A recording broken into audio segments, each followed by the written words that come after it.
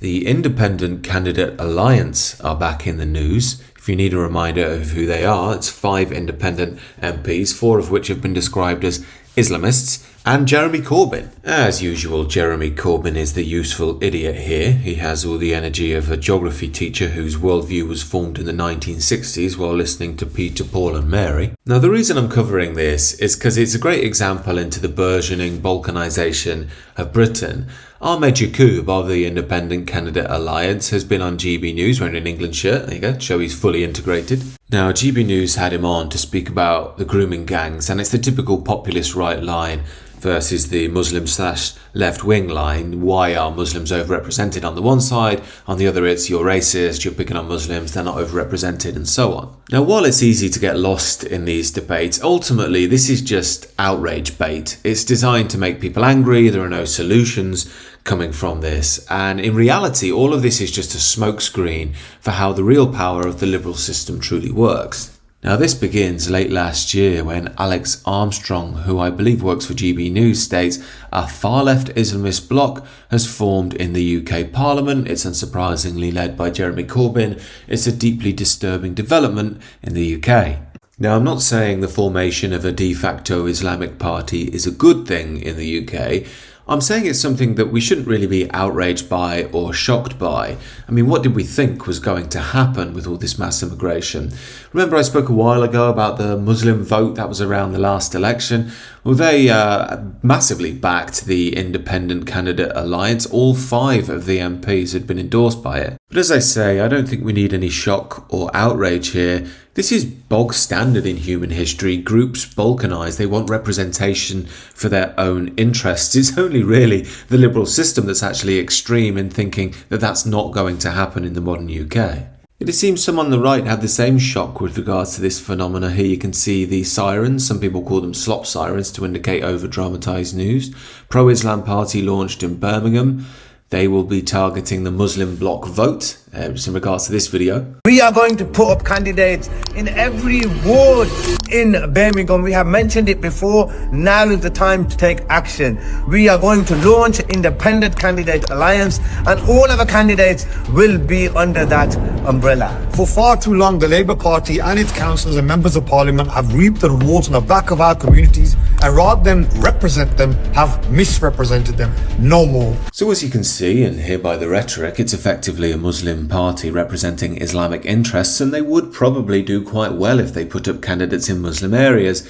Here are the results from Birmingham Yardley. That's Jess Phillips's seat. Remember, she's a mainline Labour MP. She only won by 700 votes to Jodie McIntyre of the Workers' Party of Britain. Remember, that's George Galloway's party, and he just panders to Muslims to get votes. And these are the results from Ilford North. That's another enriched area. It's where Wes Streeting, another major Labour MP, only just won by 500 votes. In another few years, that could easily turn around. He lost to a Leanne Mohammed. I believe she's of Palestinian extraction. Nick Tenconi, he's the new leader of UKIP, believes the Independent Candidate Alliance is essentially just a move by Muslims to conquer Britain. He believes they want to create a caliphate here. From what I can gather, Nick Tenconi takes the Sivnat, Tommy Robinson line on things, that Islam is the big threat to Britain and the West. Personally, I think that sounds a bit fantastical, and it means many of us ignore the real power structure in the West, which is the liberal regime. After all, it's that which has brought in multiculturalism and mass immigration. This reminds me of a post I covered a while back. This is from a Radio Genoa. I believe this may be one of these accounts that's actually run by an Indian pretending to be a Westerner to make online money from the outrage of Western audiences. This guy states here, an Islamic army is forming in the Netherlands that threatens to take over the world. Of course, I can understand why this winds people up. It's a time of heightened tensions. People are worried about the impact of Islam on the West. The optics aren't great. There's talks of armies and they're all wearing black. Of course, if these guys are promoting any form of violence, I'm not pro any of that. However, if we look at it from another angle, a traditionalist angle, you can see much of the sentiments made in this video are quite admirable. They're in good shape. They want their men to be in better physical and spiritual shape. They want them to focus on self-development and be healthy. They're competing in a positive way with one another. They want to help the youth. They want to help the elderly. And they want their intentions to be purified by God. I've got to say, I admire it. makes me think, why aren't we helping our brothers? Why aren't we helping our elderly? Why aren't we helping our young? Instead, we just throw them into the globalist meat grinder and expect them to come out happy, clappy, functioning adults. Now, I'm not saying this situation is necessarily desirable, but what did we really expect Muslims to do when they came here en masse? I assume very few people who watch this channel are liberals who believe if you bring Muslims in from the third world, in a few years they'll swap burqas for bikinis, enjoy pride marches shouting yay for penis as they stomp down Oxford Street. That's just never going to happen. People are deeply tied to their traditions, and all of the onslaught of liberalism can never truly wash that away, as our political elite tend to think. In fact, they think it's our job to wash it away. We don't want people who think that gays or women are not equal human beings and should be stoned to death. But you can't test for that at the border. So what are you going to do? This is what I'm saying. You can have society enforce it.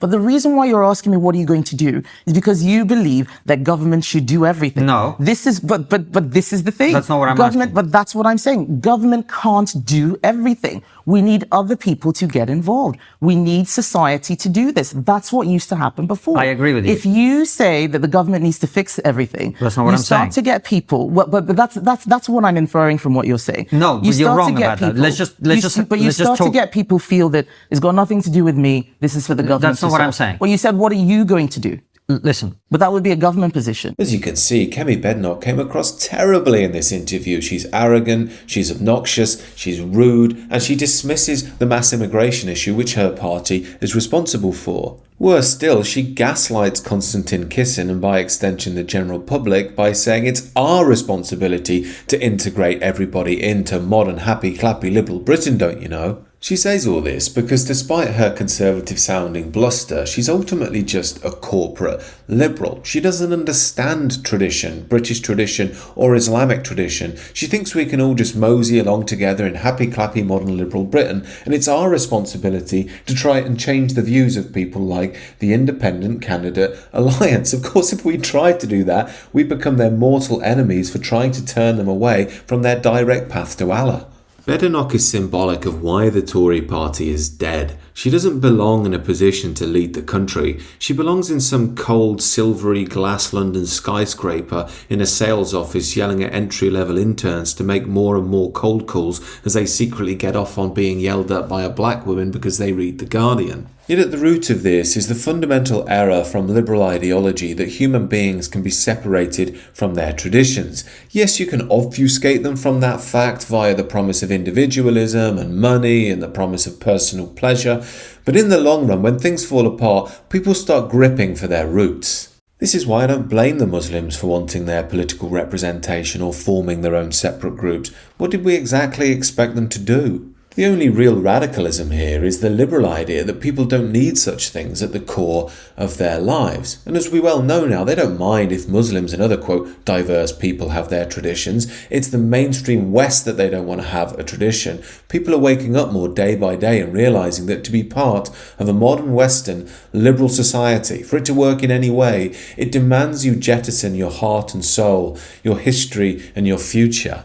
This is why the zeitgeist of the age is secularism, materialism and individualism. It's why if you had a Christian European version of this Muslim group, it would be viewed with immediate suspicion, even potentially banned, even if they did nothing wrong. And that's because the very existence of a group that prioritises masculinity, faith, culture, the collective, undermines the very foundations of liberalism itself, which wants modern Westerners to be blank people, empty vessels ready to be filled with the latest liberal ideology. And then we wonder why, oh why, we have a crisis of meaning.